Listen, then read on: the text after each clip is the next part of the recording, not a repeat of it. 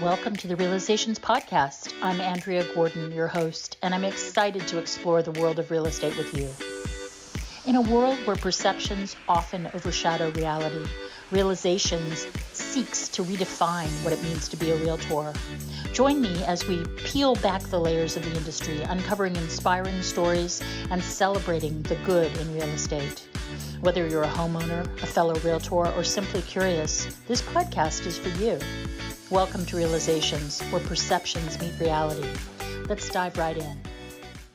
Welcome, everyone, to Realizations. I'm your host, Andrea Gordon, and today I'm very excited to have Lorraine Getz with us. She's from Hollywood, so we'll talk about what that's like. And also, she's been in the business for 20 years. She also works with Compass, which is my company, and we'll talk a little bit about Compass and what Compass does for realtors. Welcome to the show, Lorraine. I'm so excited to have you here. Thank you so much.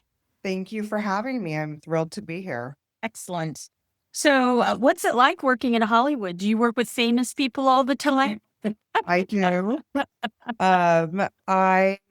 Being in Hollywood, I work with everybody from a first-time home buyer where their parents are helping them to, yes, some A-named celebrities. Yeah. And do you have to sign NDAs every time you do that? Some are very casual, so it's not an NDA type of situation, but I usually have them sign one just to protect their identity. Especially a lot of them have crazy fans that would love to find out where they're moving to or where they're Yeah. selling. So I try to protect their identities in that way. Yeah. I've had a couple of situations where CEOs of major corporations have wanted to, buy their house by proxy because they don't want anyone to know where they are. I had one house where all 5 of the bidders were people that were using proxies. And I'm, Wow. come on, you're not that important. But anyway, well, great. And, one of the things, what's it like selling in Hollywood? I know that you brought up the Mills Act in the little questionnaire that I sent you. Can you talk to my viewers about the Mills Act and what that is and how that functions? Yeah, I realize when I be speaking to buyers, I'd be like, this is a Mills Act building, and realizing that a lot of people don't understand what Mills Act means. And Mills Act was created in the 70s when the Hotel Del Coronado was going to be torn down for development in San Diego. And they passed a law to reward developers or people that are into architecturally significant properties, give them a financial incentive to keep the building as is and restore it. And so the Sure. Yeah. incentive is giving them a huge property tax break. I mean, it could be up to 70%. And when Oh, we're talking millions of dollars, property tax here in Los Angeles is 1.25. right. So if you can cut that down to a 0.5%, I mean, you're doing very well because the loan will be paid off, but property taxes you pay forever. Oh, yeah, no kidding. Oh my Lord. Yeah. I'm routinely selling houses where people are spending $40,000 and $50,000 a year in property tax, which I find basically execrable, but I understand it. There's no money to pay for anything. None of the infrastructure that we need in cities is getting paid for. Either it's getting paid for by transfer taxes or it's getting paid for by property taxes. And they just have found a well that never goes dry, apparently, when they keep asking for stuff. But the Mills Act, I think, is super important because it does help us to preserve beautiful architecture. I've walked in our area, we have a lot of First Bay tradition architects like Julia Morgan or Maybeck or gosh, you name it. And I've walked into houses where people have thought that they were improving upon them, and it was really sad and pathetic. I had one Victorian in Alameda where a woman who was a part of the historical society came in and just started sobbing in the foyer because the outside of the house was perfect and beautiful, but you walked in and you were in like Dwell magazine and it made no sense whatsoever. So anyway, do you have a personal interest in historical buildings? I do. I've sold a lot of architecturally significant homes throughout my career. And in LA, where we have a lot of new development and where they tend to tear things down and build new things. It's really, I think, important for the future to have these historic from all the different architectural styles from Victorian to mid-century Right. modern. Right. So I really gravitate towards things, and we don't have a lot of them.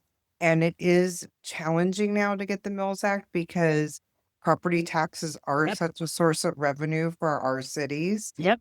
Yep. But if the house isn't designated as a Mills Act, you can still apply for it. Right. You Right. really have to keep the home in the original state that it was in.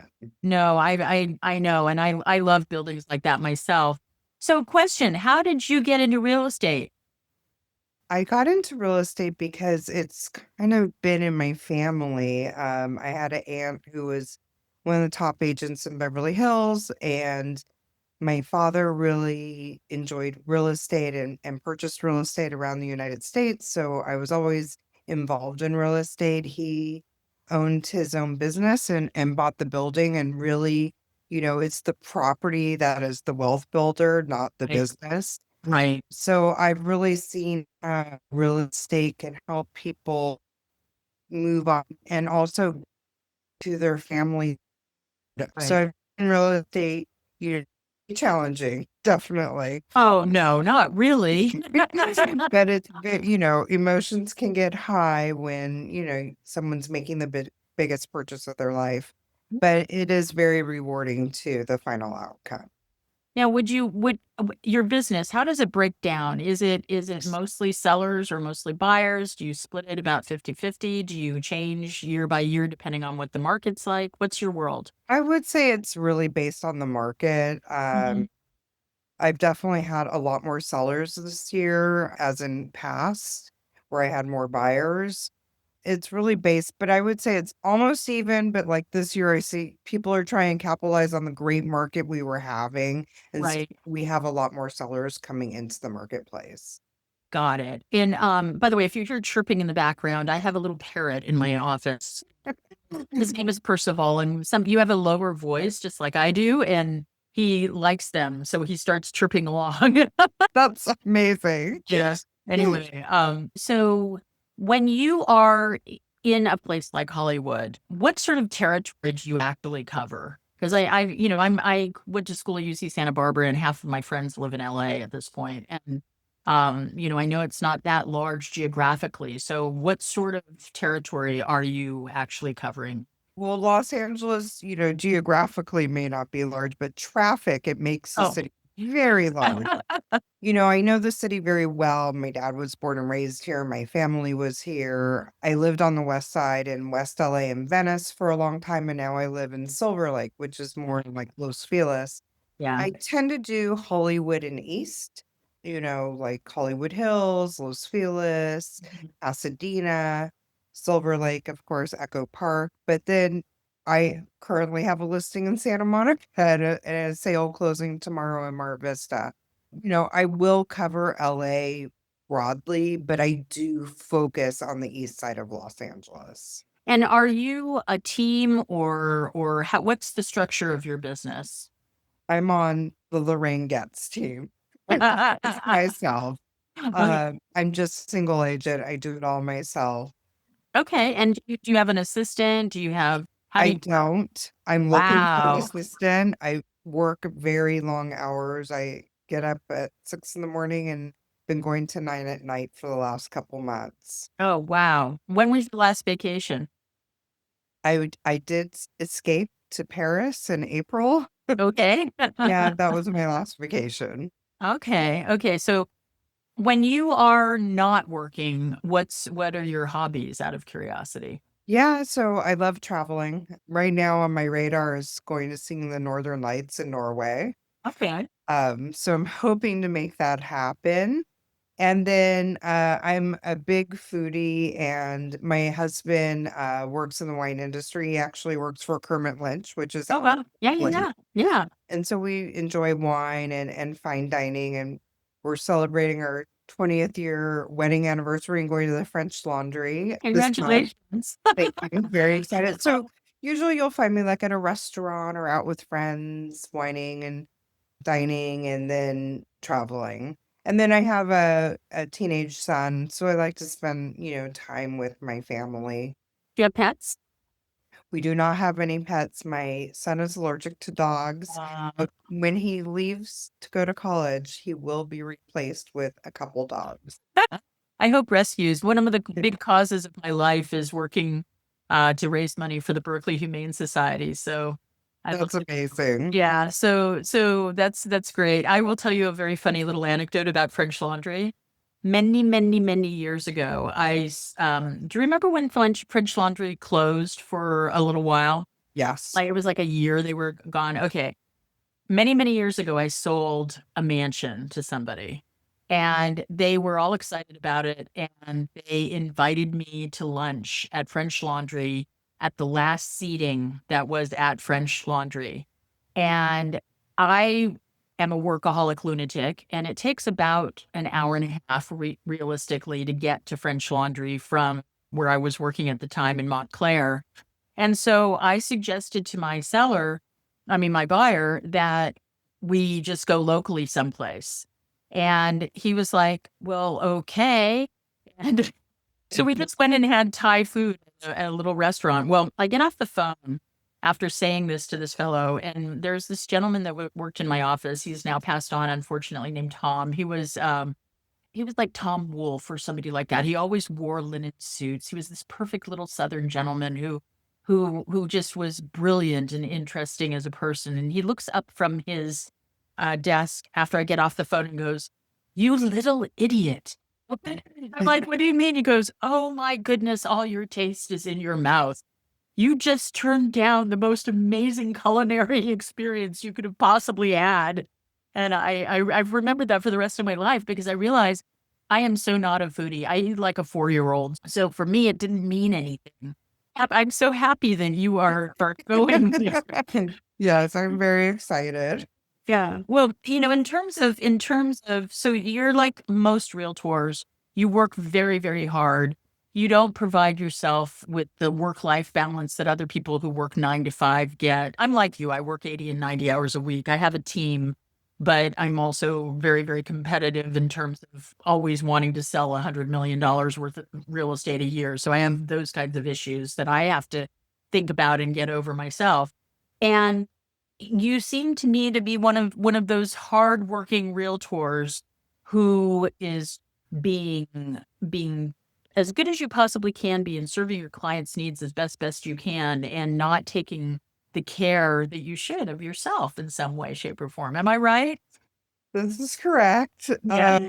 Yes, it's very, I think, challenging, to have a work-life balance being an agent because you want to be available for your clients. And 24/7. one client might only be available on weekends and one's only available at nights. And they call you at all times of the day and night, expecting you to be available and to answer their questions. Oh, yeah, and they have to go to work, so you're meeting them at a house at 7:30 in the morning or at 7 o'clock at night, and you end up on the phone with people having crises of consciousness at 11 o'clock at night because that's when they're able to put the focus and the energy on it, and so our life is lived in many ways around the edges of other people's lives when you think about it.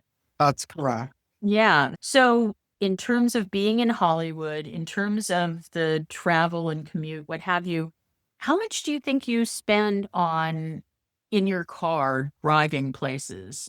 How many hours a week do you think it comes out to? In the last few weeks, it's been a lot because I've been doing a lot of stuff on the west side. I probably spending about 20 hours a week just in the car driving. Yeah. And then because I've spent all this time driving and there's just exponentially this amount of time I need to spend in the office when I get back. I would say on a normal basis, though, about 10 hours a week. Yeah. So, It's substantial. yeah, it is substantial. And I've noticed when I've gone to LA, one time I was on, is it the 4? I can't remember which one. The 405, that's it. Yes. I was on the 405 and nobody would let me get over. So I had to go 3 exits past my exit because they couldn't. I mean, they drive so aggressively there. You Um, have to be aggressive. yeah. It's like, wait a minute. I was like, this is the perfect definition of a rube because I can't get off the freeway. Um, so what would you say a median house price is for you in your area? About 1.5 to 2 is about the median price. Okay, so With similar to here. And exactly. so California folks, if you're watching this and you're in South Dakota, your world is a little different. I have a funny feeling. So when you are selling these houses, what's the median age of people that you end up serving? I'm really working with a wide range of buyers and sellers. Sellers tend to be a little bit on the older side, I would Mhm. say generally in their 40s to 50s. Mhm. Whereas buyers tend to be more 30s to 40s, but I do have some clients that are in their 20s, they're Mhm. buying their first time home. And I have clients selling their homes in their 70s and 80s, Right, going through right. a lifestyle change. Yeah, I actually went out and got my SRES because there are so many boomers that are selling their houses at this point. They're trying to downsize and they can't Yep. downsize well in the area because of pricing, obviously. Do you have any special designations? No, I do not. Doesn't really matter, but I was just curious about that. Have you ever been through coaching in any way, shape, or form? No, I've had a lot of people that have wanted to give me coaching, and have suggested it, but my business is doing so well on its own. Yeah, I really haven't felt the need for it. I mean, could we all improve? 100%, but I'm so busy as it is. I don't even know if I have time to jump on a phone or in-person meeting with coaches. And I've been doing this a long time. I kind of have my routine now. yeah. No, I understand. I'm a firm believer in coaches just because they keep you accountable, they keep you on track in some ways. And also they advocate for work-life balance, which young lady, I'm advocating for you. But Thank you. the other thing I want to say in all of this is that you're a perfect example of a really hardworking realtor who is out in the trenches every day, doggedly working for their clients, making sure that you're up to date on everything that they need to know and pointing out things to them that are important about their purchases. Now you were talking to me a little bit before about the articles that you write and your newsletters, et cetera, and the subject matter that you cover. So for example, you talked to me a little bit about Zillow and the valuations in Zillow. Do you want to talk about that a little bit for us? Sure. I send out a monthly newsletter. It's always an article about something that I've personally experienced and my perspective. And people really seem to enjoy these articles because they give them a lot of insight. And I love when I meet with a seller and they pull up Zillow and they say, my house is worth this amount. Zillow says so. Yeah, And I usually ask, "Well, what does Redfin say?" exactly. Zillow and Redfin have different evaluations, and then I have to explain, this is an algorithm. It's based Mhm. on the zip code, beds, baths, and square footage.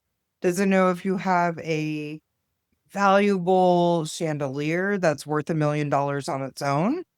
If your house is falling off the foundation? Right. Really just gives you the basics. And it's really an agent that's going to know the nuances. A house across the street could be in a different school district, Exactly. and that value might be a lot more or a lot less depending on the school district. So there's lots of nuance when going in to evaluate what a house is going to sell for. Also, we do not have a crystal ball. I do have sellers that say, "My house is worth more." Mhm. Um, and I say, "You might be right. I am giving you my best opinion, my best professional opinion, but I'm not a fortune teller. I Right, I want it obviously to sell for as much as possible, and I'm going to sell your house for as much as possible. right, And because I'm giving you this evaluation doesn't mean that's what it will sell for." right. Um, I so I find it interesting when people tell me like their house is worth a lot more or it's worth X amount because of Zillow. No, And I Yeah, the same way. Firstly, yeah, you have it with the buyers. Yes. Buyers are like, this house is worth this much because Zillow says so. I explained the house is worth what a buyer's willing to pay for it. Exactly. Exactly. Now, in your area, we have a horrible sort of game that gets played here. And I personally loathe it, but I also don't want to be the one that brooks the trend because my listing will stay on the market forever. People underprice pretty grotesque here. I knew you were going to say this. Is the same thing going on in Los Yeah. Angeles that's here? Yeah, I mean, we literally have it to the point where it's so flagrant. I mean, somebody will put something on for 899,000 when everybody knows it's going to sell for almost 2 million. Yes. I always There's a house like that right now that I have a client that's interested in. I went to the house and I said to the agent who I know well, I'm like, this house is priced very low. And right. he said, well, we based it on the average for the area. I'm like, yes, but this house is in this very desirable school district and Right. it's a flat lot. There's just a lot of things going for it. So I'm like, so the house is very well priced. I was trying to be polite, but it's very underpriced. And Yeah. it's hard to explain, it's not hard. I have to explain to a lot of my buyers that a lot of times the price they're seeing, it's And marketing price. It's no not, relation. Yeah. it's just another tool of marketing to get as many buyers interested and get as many offers, which will drive the price up. Yeah. I actually do a comparative market analysis for every single buyer when they're interested in the house. I had some people ask me to meet them at a house, and I know that their price point is like 1.2. This house was priced at 999. And I also knew that where it was, again, perfect school district, Albany, that prices have been at around $1,200 a square foot since like 10 years ago. And there was no way in hell this house was going to go for anywhere near what it was listed at. It was, it's a 2,100 square foot house. Yes. And I was like, it's not, we can go look at it if you really want to hurt yourselves, but this is not something that you're going to be able to afford. And lo and behold, there were 10 offers and it went for close to $2 million. So the market and you need somebody like you or like me who is going to tell somebody the truth and be Exactly. straight up with them.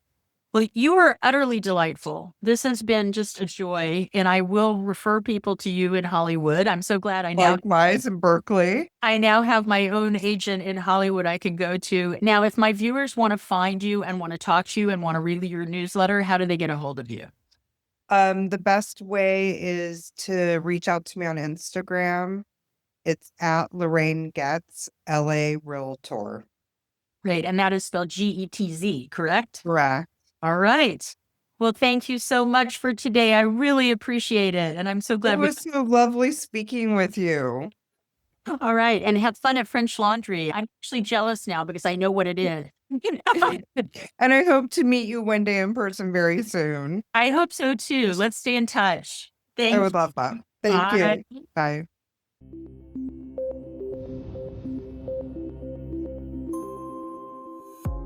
Thank you for joining me on this episode of the Realizations Podcast. I hope our conversation has shed light on the true essence of real estate and the people behind it. As we wrap up, I want to extend my gratitude to our listeners for their support and engagement.